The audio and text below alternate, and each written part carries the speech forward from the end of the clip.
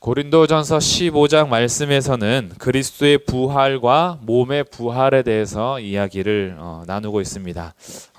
고린도 교회 성도들이요, 부활에 대해서 부정하는 사람들이 있었습니다. 예수님이 부활하신 것을 부정하기도 하고요, 우리가 나중에 죽어서 이 몸이 부활하는 것도 부정을 했어요. 그래서 부활에 대해서 다루는 것이 15장인데 특별히 두 가지, 첫 번째는 그리스도의 부활, 두 번째는 몸의 부활입니다.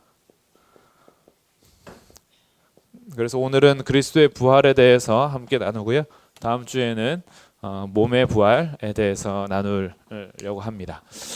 이 고린도 교회 성도들이 예수님의 부활을 부정하는 사람들이 있었다는 것이고요, 그리고 이 몸이 부활하는 것에 있어서 이해를 못하거나 부정하는 사람들이 있었기 때문에 이 부활에 대해서 분명하게 알려주는 것이 15장 말씀입니다.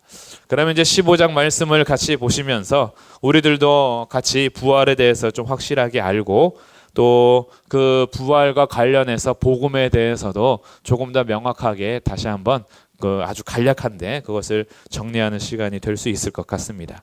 먼저 이 복음에 대해서 이 세 가지 관계를 얘기해 주고 있어요. 복음과 믿음과 구원의 관계입니다. 그래서 1절, 2절에서는 복음에 대해서 뭐라고 얘기하냐 하면, 자, 첫 번째, 형제들아 내가 너희에게 무슨 복음이에요? 전한 복음이다 이거죠. 복음이 전해진 거죠. 내가 너희에게 전했다. 그러면 이것을 너희가 알게 하노니 이는 너희가 어떻게 했어요? 받은 것이다 이거죠. 너희는 두 번째, 너희가 받은 것이요. 세 번째, 또 그 가운데 선 것이라. 이 복음을 얘기할 때요, 이 복음이라는 것, 이것은 소식이죠. 말 그대로 하면 기쁜 소식, 복된 소식이에요.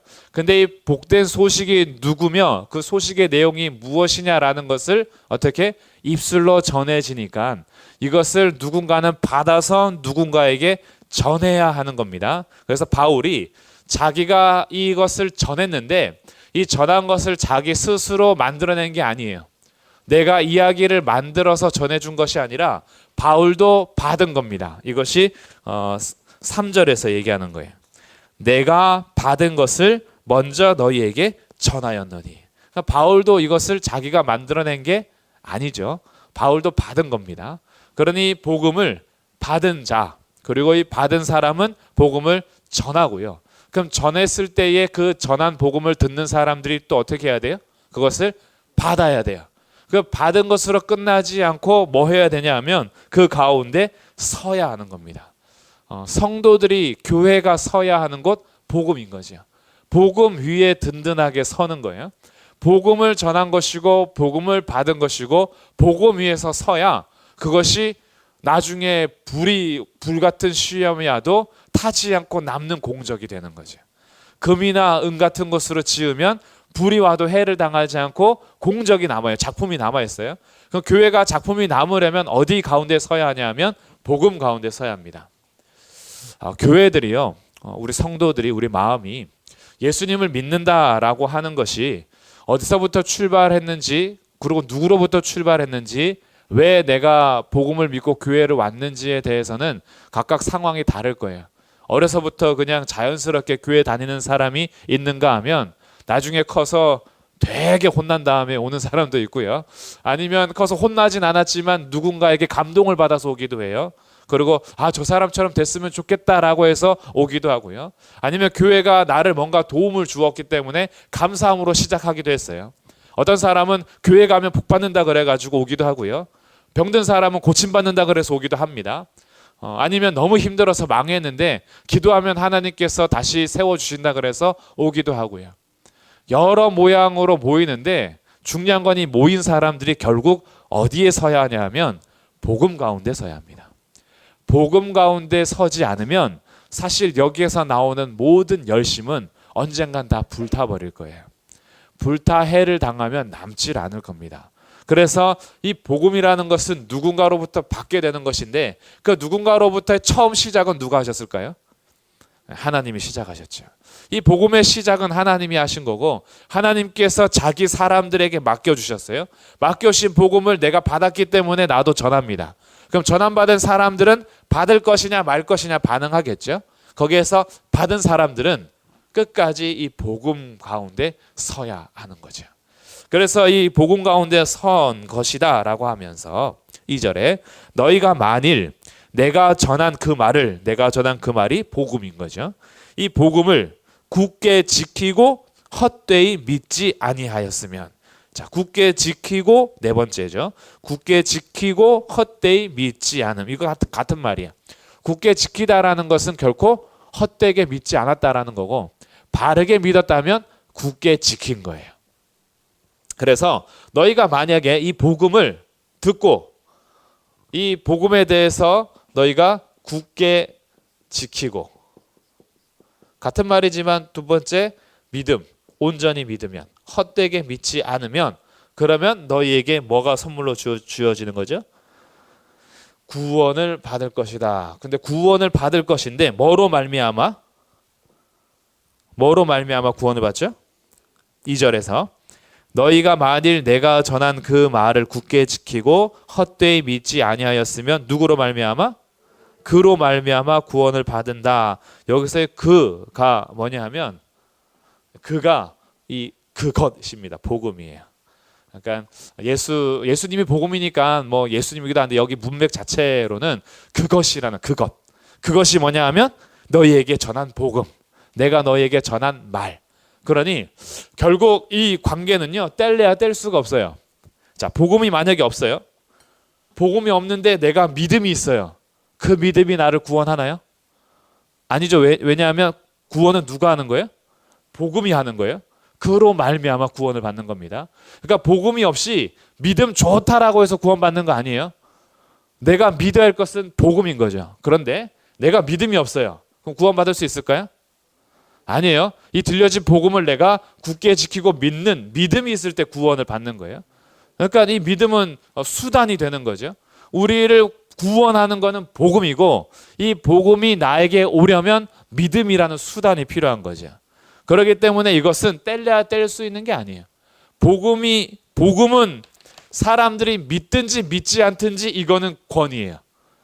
내가 믿어야지만 권위나 진리가 되는 게 아니라 안 믿어도 진리예요. 사람들이 거부해도 진리예요. 사람들이 믿지 않아도 이것은 절대적인 권위가 있어요. 근데 이 절대적인 권위를 내가 믿어야지 구원을 받아요. 믿음으로 말미암아 복음이 나를 구원하는 거예요. 그래서 우리들이 이것을 분명히 해야 하는데 우리가 믿습니다라는 것은 결코 자기 주장이 되면 안 돼요. 믿습니다는 주님을 향한 신뢰가 되어야 해요. 믿습니다라는 것은 하나님과의 관계 속에서 그분을 온전히 믿는 믿음이 되어야 하죠. 그렇기 때문에 믿음이라는 것은 머릿속에서의 동의와 마음으로의 확정과 삶에서의 행동이 수반되는 거예요. 이걸 믿음이라 그래요. 그래서 지킨다 그러죠. 저 하나님 믿어요 라고 하고 삶에서 안 믿어. 믿는 것 같지가 않아. 삶이 전혀 아니야. 그걸 믿음이라 하지 않습니다. 믿음은 인격 대 인격의 만남이기 때문에 그래요. 그래서 내가 믿습니다라고 감정적으로 100% 올인한다 되는 것이 아니라 믿음은 분명한 알미 필요하는데 누구를 알아야 하냐 하면 복음의 주체이신 하나님과 예수 그리스도를 알아야 돼요. 그분을 알아야 하기 때문에 우린 들어야 돼요. 그분이 어떤 분이신지 무엇을 하셨는지 들어야 되고 그 들려진 복음엔 믿음이 필요한 거죠. 그래서 내가 믿는다라고 할 때는 복음을 받아들인 거니까 복음 아래에서의 순종과 삶이 있어야 되는 거죠. 이걸 통체적으로 말해서 믿음이라고 하기 때문에 우리의 이 믿음이 결국 복음으로 말미암아 구원을 얻게 되는 것을 바울이 지금 굉장히 간략하게 1절, 2절에서 말하고 있어요. 이렇게 말하는 이유는 복음에 대해서 간략하게 정리하면서 그리스도의 부활을 지금 설명하기 위해서 그런 거예요. 그러면 이 복음이라는 것이 핵심 내용이 뭐냐? 그것이 크게는 두 가지. 그 곁에 딸려 있는 것까지 하면 네 가지가 3절, 4절, 5절에 이제 기록이 되는 겁니다. 자, 그럼 복음의 핵심 내용 첫 번째 3절. 성경대로 그리스도께서 우리 뭐를 위해서? 죄를 위해서 어떻게 하셨어요? 죽으셨다. 첫 번째 중요한 핵심은 성경대로라는 거죠. 성경대로. 성경대로 우리 죄 때문에 예수님께서 죽으심. 이게 첫 번째 복음의 내용입니다. 이 첫 번째 복음의 내용과 함께 나오는 두 번째가 죽으셔서 어떻게 되신 거예요? 그렇죠. 장사 지내신 거예요. 장사 지냈다라는 것은 시체를 묻은 거죠. 근데 우리나라는 묻는 거지만 거기에는 어디로? 돌무덤 안으로, 동굴 안으로 넣는 거죠. 그래서 돌로 막는 것, 이걸 장사 지냄입니다. 왜 장사 지내는 것이 필요했냐 하면 이것은 죽음에 대한 확인인 거예요. 사망 확인. 진짜로 죽었다 이거죠. 십자가에서 기절해서 내린 게 아니라 어떻게 해요? 진짜 죽은 거예요. 쇼크 받아서 잠깐 정신 잃은 게 아니라 진짜 죽은 거예요. 그래서 3일 동안 부활하기 전까지 장사 지낸 동굴의 무덤에 있었던 거죠.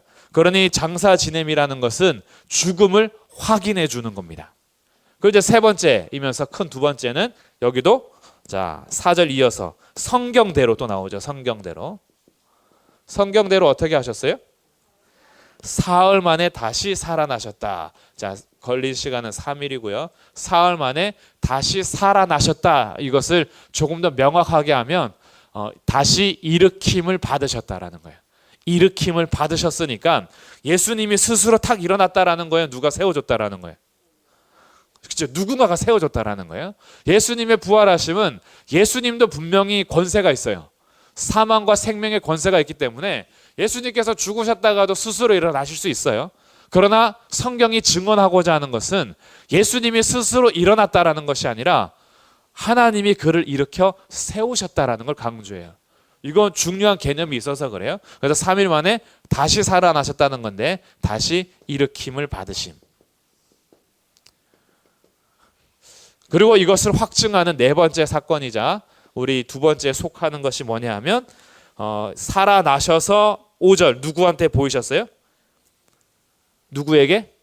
게바에게. 그렇죠. 게바에게 보이시고 또 12제자에게도 6절에서는 그 후에 몇 명? 500여 형제에게도 일시에 단번에 보이시고 7절 그 후에는 누구에게? 야고보에게도 보이시고 그 후에 모든 사도에게와 맨 나중에 8절 누구에게도 보이셨어요? 바울 나 같은 자에게도 만삭되지 못한 나 같은 자에게도 보이셨다. 그래서 이 보이셨다라는 건데 보이심은 다른 말로 하면 나타내셨다라는 거예요. 나타내심. 예수님이 살아나셔서 그들에게 보이셨어요. 멀리서 나 살아났다라는 편지가 온 게 아니에요. 그럼 살아났는지 안 살아났는지 어떻게 알아요? 멀리서 사람들의 입소문에 따라서 예수님이 살아나셨다가 아니라 예수님이 실제로 어떻게 하신 거예요? 나타내 보이신 거예요. 왜요? 부활, 일으킴 받은 것을 살아나신 것을 증명하시는 거죠. 확인하는 거예요. 장사 지내는 것은 죽으심을 확인했다면 나타내 보이는 것은 다시 살아나심을 확인하는 거죠. 그러니까 이 네 가지가 복음의 핵심인 겁니다. 그래서 여기에서 크게 두 가지만 기억하려고 그러면 이 두 가지는 뭘까요? 성경대로라고 한 거. 여기 죽으시고 성경대로 어떻게 해요? 살아나시고. 이것이 그 복음의 핵심 중에 핵심이다. 이렇게 이제 정리하는 거예요. 그래서 바울이 지금 전한 복음 이것으로 인하여서 너희가 믿음으로 살라 구원을 받았는데 그러면 복음이 도대체 뭐냐? 그것이 바로 예수님께서 성경대로 우리 죄를 위하여 죽으셨다라는 것과 성경대로 사흘 만에 다시 살아나셨다라는 것. 이것이 이제 중요한 핵심입니다. 이 두 가지도 들어가지만 그 두 가지만 뽑으라면. 그럼 여기에서 하나만 뽑으라면 뭘까요?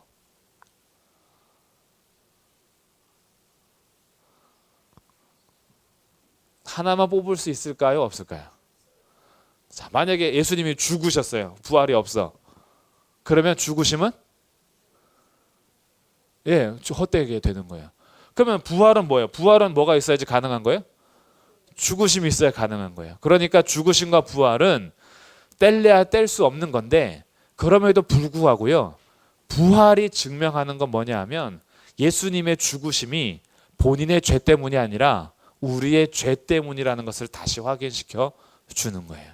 그래서 밑에서 제가 따옴표로 넣은 말입니다.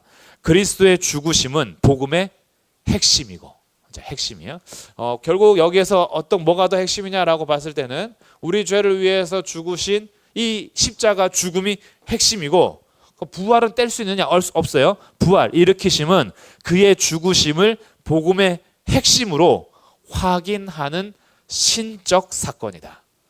부활이 없으면 이것이 확인이 안 돼요. 그러니까 부활은 이 복음의 핵심인 죽으심을 확인하는 신적 사건. 신적 사건이라는 것은 하나님의 일이라는 거예요.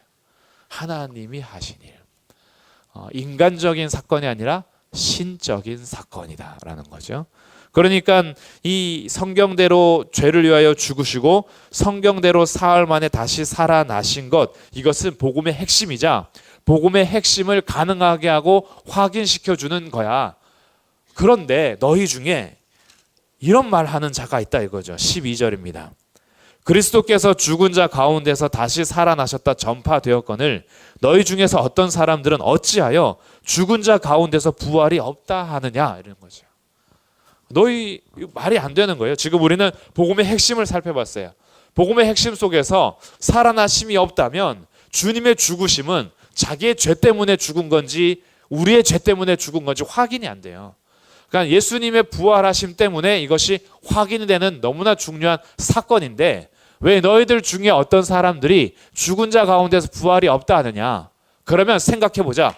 만약에 죽은 자의 부활이 없다면 어떻게 될 것인가? 이 가정을 세워보는 거예요. 그 가정이 13절부터의 설명인 겁니다. 19절까지. 그럼 여기에 크게 부활이 없다면 이 19절까지는 6가지 정도가 있고요. 나머지 이제 뒤에서 또 붙여지는데 이거는 제가 다 기록해 놨어요. 이거 한번 이제 확인해 볼게요. 만약에 죽은 자의 부활이 없다면, 그러면 거기에 대해서 이어지는 논리적인 말은 그리스도도 다시 살아나지 못한다라는 거죠. 그러니까 고린도교회 성도들이요, 이 부활에 대해서 부정할 때, 야, 죽은 자가 뭐 다시 살아나, 됐다 그래, 이런 마음이죠. 죽은 자가 살아나는 게 어디 있어? 부활 그런 거 없어 라고 얘기하는 자들에게, 만약에 죽은 자의 부활이 없다면 그러면 예수님도 진짜로 죽었는데, 장사 지냈는데, 죽은 자의 부활이 없다면 그럼 예수님도 부활 못했다라는 거네. 그러면 만약에 예수님이 부활 못했다면 어떻게 될 것이냐? 거기에 들어가는 사건이 2, 3, 4, 5, 6번인 거예요. 그래서 제가 1번 안쪽으로 넣어놨죠. 그리스도가 만약에 다시 살아나지 못하셨다면 2번 14절, 우리가 전파하는 것도 헛것이요 전도가 헛것이 돼요. 예수님이 안 살아나셨으면 전도 할 필요가 없어요.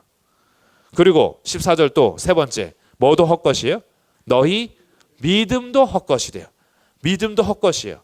믿음이 헛것이 되다 보니까 17절, 그리스도께서 다시 살아나신 일이 없으면 너희 믿음도 헛되고, 그러니까 너희가 여전히 죄 가운데 있을 것이요. 왜요? 믿음이 헛것이 되면 결국 우리는 구원을 못 받아요. 구원할 수 있는 거 없어요. 죄로부터 구원을 받아야 되는데 결국 믿음이 헛것이 되기 때문에 우리는 여전히 구원받지 못한 죄 가운데 거하게 되는 거죠. 부활이 없으면 이렇게 나오는 거고요. 네 번째, 4번 15절입니다.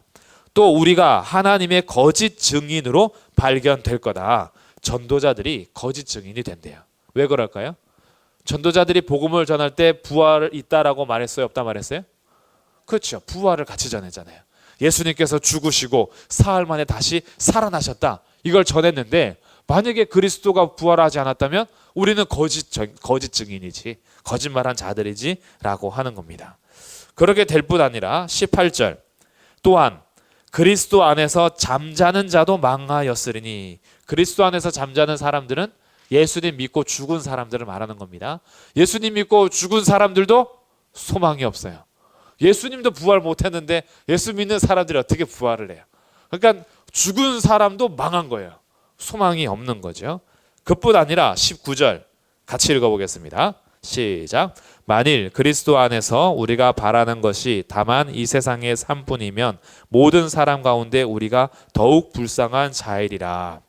신자가 제일 더욱 불쌍한 사람들이 돼요. 왜냐하면 우리는 그동안 이 땅의 것이 아니라 위의 것을 찾으며 살았는데 부활이 없대. 와, 그러면 땅의 것 찾고 살았어야죠. 땅의 것도 안 찾고 위의 것만 찾으면서 살았는데, 그래서 이 땅의 것을 포기하며 날마다 죽노라 그러면서 살았는데 나중에 죽어보니까 부활이 없대. 그러면 정말 불쌍한 자라는 거죠. 그러니까 부활이 없다라고 한다면 그리스도도 그러면 부활하지 못했을 것이고, 그리스도가 다시 살아나지 못했다면 이렇게 모든 것이 헛되고 소망도 없고 미래도 없게 된다라고 얘기하죠. 조금 뒤에 있지만 붙여서 해볼게요. 만약에 그럼 부활이 없다면 또 어떻게 되느냐. 29절입니다. 29절. 만일 죽은 자들이 도무지 다시 살아나지 못하면 죽은 자들을 위하여 세례를 받는 자들이 무엇을 하겠느냐. 어찌하여 그들을 위하여 세례를 받느냐. 세례를 받는 것에 있어서도 헛것이 된다라는 거예요. 죽은 자들을 위한 세례가 좀 어렵습니다. 이거는 해석하는 것이 좀 어렵기 때문에 제가 복잡하게 설명은 오히려 안 드리겠고요. 그냥 이 그대로 그냥 받아들여서 세례를 받은 것도 헛것이 된다. 그리고 여덟 번째 30절부터 32절입니다. 30절. 또 어찌하여 우리가 언제나 위험을 무릅쓰리요. 어찌하여 위험을 무릅쓰겠냐라는 것은 날마다 복음을 전하면서 죽음의 위협, 강도의 위협, 바다의 위험, 그리고 배고픔, 어떤 위협들, 그런 것들을 견뎌내는 이유가 없는 거죠. 31절에 설명합니다. 형제들아, 내가 그리스도 예수 우리 주 안에서 가진 바 너희에 대한 나의 자랑을 두고 단언하노니 나는 날마다 죽노라. 날마다 죽노라가 어찌하여 내가 맨날 위험을 무릅쓰며 죽어야 하느냐. 32절. 내가 만약에 사람의 방법으로 에베소에서 맹수와 더불어 싸웠다면 내게 무슨 유익이 있으리요. 죽은 자가 다시 살아나는 것이었다면 위험 무릅쓸 이유가 없는 거예요. 내가 왜 굳이 그렇게 전파하고 다녀야 하느냐. 그리고 만약에 부활이 없다면 32절 끝에 죽은 자가 다시 살아나지 못한다면 내일 죽을 터이니 뭐 하자 그래요? 먹고 마시자. 이게 방탕생활을 말하는 겁니다. 부활이 없으면 뭐 이 땅이 전부인데 먹고 마시고 방탕하면서 살죠. 뭘 굳이 그렇게 미래를 준비하면서 사느냐 이거예요. 육체를 방탕에 맡길 것이다. 부활이 없다면. 그런데 뭐라고 얘기하냐면요. 33절. 첫 번째 뭐 하지 말라? 속지 말라. 속지 말라. 악한 동물들은 선한 행실을 더럽힌다. 우리의 선한 행실이요 결코 헛되지 않는 것은 부활이 있기 때문에 그래요. 그러니까 속으면 안 돼요. 부활이 없어 그냥 막 살아도 돼. 육체적 방탕하는 사람들, 자유를 추구하는 사람들이요 정말 그리스도 안에서 자유가 아니라 육체를 방탕에 맡기면서 괜찮아 라고 하는 그런 방종들, 그런 오만함에 빠져서 그렇게 너희들을 설득하고 너희들에게 오히려 그렇게 가르치는데 속지 마라. 악한 동물들이 선한 행실을 더럽히는 거다. 두 번째 34절. 깨어 의를 행하고 죄를 짓지 말라. 하나님을 알지 못하는 자가 있기로 내가 너희를 부끄럽게 하기 위하여 말하노라. 너희가 방탕하게 하고 죄를 짓는 것은 하나님을 알지 못하기 때문에 그런 거지, 하나님을 제대로 안다면 너희들은 깨어서 의를 행하고 선을 행하는 삶을 살아야 한다라고 오히려 설득하고 있죠. 그러니까 부활이 없다면요 사실은 이 땅의 삶도 사실은 막 살아도 누가 뭐라 그러겠어요. 어차피 죽으면 끝인데. 그런데 그거 아니야 라고 얘기하는 거죠. 그리고 부활이 없다면 우리의 믿음도 헛것이 되고 미래도 없고 구원도 없고 소망도 없고 아무것도 없으니, 부활이 없다라고 한다면 이 교회 자체가 다 무너지는 겁니다. 전도도 무너지고 복음도 무너지고 다 그럴 수가 없는 거죠. 그렇기 때문에 역설적으로 부활이 있다라는 거예요, 없다라는 거예요. 부활은 반드시 있다. 없으면 안 된다 이거죠. 없으면 안 된다. 그래서 20절에 반전입니다. 15장 20절에서 부활이 없다면 이렇게 될 텐데 20절.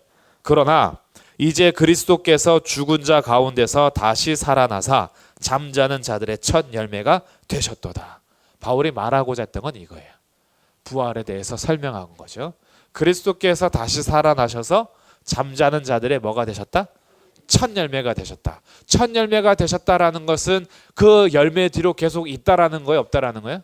있다라는 거죠. 예수님이 마지막 열매가 아니잖아요. 마지막 열매면 그 뒤에 없다라는 거죠. 근데 첫 열매니까 이제 두 번째, 세 번째, 네 번째 열매들이 계속 나타나겠죠. 근데 예수님이 어떤 첫 열매였냐면 잠자는 자들의 첫 열매, 살아나셔서. 그러니까 예수님이 죽은 자 가운데서 다시 살아난 것처럼 이제 예수 믿는 자들은 예수님처럼 죽은 자 가운데서 다시 살아나게 될 거다. 이것이 예수님께서 보여주신 첫 열매다. 그래서 21절 설명합니다. 사망이 한 사람으로 말미암았어요. 그 한 사람이 누굴까요? 22절에서 누구예요? 죽음은 누구 때문에 왔어요? 아담 때문에 왔어요. 아담 한 사람 때문에 사망이 왔어요. 근데 죽은 자의 부활도 한 사람 때문에 올 거예요. 그 한 사람이 누굴까요? 그렇죠. 예수 그리스도죠. 그래서 22절에서 설명합니다. 아담 안에서 모든 사람이 죽은 것 같이 그리스도 안에서 모든 사람이 삶을 얻을 것이다. 그러니 예수님을 믿는 것은요, 영생을 얻는 거예요. 부활이 없지 않고요, 반드시 있습니다. 우리 죽으면요, 부활합니다. 그리스도 안에서 잠자는 자들은 영원한 삶을 얻을 거예요. 아담 때문에 죄로 인하여서 사망이 온 것처럼 예수 그리스도 때문에 생명이 와서 영생에 이르게 될 것입니다. 바울은 순서도 말해주고 있어요. 부활의 순서는 어떻게 될 것이냐? 23절. 각각 자기 차례대로 될 텐데 제일 먼저는 첫 열매인 그리스도께서. 그리스도는 이미 부활하셨죠. 예수님은 이미 장사 지낸 지 사흘 만에 부활하셔서 첫 번째 순서가 됐어요. 그럼 두 번째는 누가 될 거냐? 다음에는 그가 강림하실 때에 그리스도에게 속한 자요. 강림은 뭐예요? 재림. 예수님께서 다시 오실 때는 누가 부활해요? 예수님께 속한 사람들. 이거는 다른 말로 하면 복음을 믿는 사람들. 이 믿는 사람들이 예수님 오실 때, 다시 오실 때 부활하게 될 거예요. 세 번째 누가 부활하느냐? 누굴까요? 또 부활할 게 있단 말인가? 이게 이제 24절입니다. 그 후에는 마지막이니, 이제 그 후에는 마지막이야. 종말의 때입니다. 종말의 때는 그가 모든 통치와 모든 권세와 능력을 멸하시고 나라를 아버지 하나님께 바칠 때라. 이제 마지막에는 뭐가 회복되고 뭐가 부활하냐면 이 천지가 새 하늘과 새 땅이 되는 겁니다. 만물이 회복하는 날이에요. 그러니 이 부활의 순서, 온전한 회복의 순서는 첫 번째는 예수님께서 하셨고, 두 번째는 재림 때에 예수님께 속한 자들이 할 테고, 그리고 마지막 때에는 새 하늘과 새 땅이 열리는 거죠. 이렇게 우리에게 알려주고요. 심판과 굴복의 순서도 있어요. 누가 심판을 받게 될 것이냐? 25절. 그가 모든 원수를 그 발 아래 둘 때까지 반드시 왕 노릇 하시리니. 처음에는 예수님이 모든 원수를 발 아래 두실 겁니다. 그래서 원수들이 굴복하게 될 거예요. 그 다음에는 26절. 맨 나중에 멸망받을 원수는 누구예요? 사망도 예수님께 굴복하게 될 거죠. 그 맨 나중에는 사망도 납작 엎드리게 돼요. 그리고 나서 엎드리는 사람이 있어요. 그게 누구냐면 27절. 예수님도 만물을 발 아래 둔 다음에 그 만물을 발 아래 두게 하신 이에게 예수님께서 복종하실 거예요. 그래서 28절. 만물을 그에게 복종하게 하실 때에는 아들 자신도, 예수님도 그때에 만물을 자기에게 복종하게 하시니 하나님, 성부 하나님에게 복종하게 되리니 이는 하나님이 만유의 주로서 만유 안에 계시려 하심이라. 그러니까 지금 이 부활로부터 이 짧은 절 안에 종말의 이유까지 지금 다 말해주고 있는 거야, 바울이. 우리의 복음이요, 단순히 나를 죄에서 구원할 개인적인 구원이 아니라 진짜 이 복음은요, 온 세상을 새롭게 하는 거예요. 온 세상을 통일하는 것이고 회복시킬 것이고요. 모든 만물은 하나님께 경배하고 모든 원수는 짓밟아 버릴 게 복음인 거예요. 그래서 마귀도 멸할 것이고 사망도 멸해질 거예요. 모든 죄는 완전히 납작 엎드려서 통치권을 다 빼앗길 거예요. 이제 온전히 만유의 주이신 하나님만이 경배를 받으시면서 주님의 나라가 임할 겁니다. 주님의 나라가 와요. 우리가 기다리는 그 나라. 그래서 이 부활은요, 단순히 우리가 죽었다 살아나는 것으로만 그치지 않고 굉장히 지금 놀라운 세계를 잠시 우리에게 맛보여 주고 있는 거죠. 이것이 짧은 절 안에 기록되고 있는 겁니다. 그렇기 때문에 우리의 부활은요, 정말 복음을 복음되게 하는 것이고 예수님의 죽으심을 오히려 핵심으로 드러내게 하는 것이며 이 부활 이후에 일어날 하나님의 통치를 기대하게 하는 거예요. 그러니까 우리의 겉사람이 점점 늙어갈수록 눈이 더 침침해지면 침침해질수록 안경을 쓰지 않아도 빛이 필요 없는 저 밝은 햇빛보다 더 밝은 곳 내 집 있네. 그것을 소망하게 되는 것이고요. 이 몸이 점점 시들해져서 내 온 몸이 삭신이 쑤시고 이제는 뉴스를 안 봐도 비가 오겠구나라는 것을 알고 그렇게 되면서 우리 몸이 힘들고 지칠 때 내 몸을 온전케 하실 저 천국이 있네. 그러니까 우리가 맞이할 죽음은요, 우울한 게 아니에요. 사실은 우리가 맞이할 죽음 자체가 또 기쁜 건 아니지만 우울해하는 건 아니에요. 왜냐하면 우리는 그거는 잠깐 잤다가 다시 영원한 세계에서 일어날 거니까. 그러니까 성도는요, 죽음을 준비하는 게 맞아요.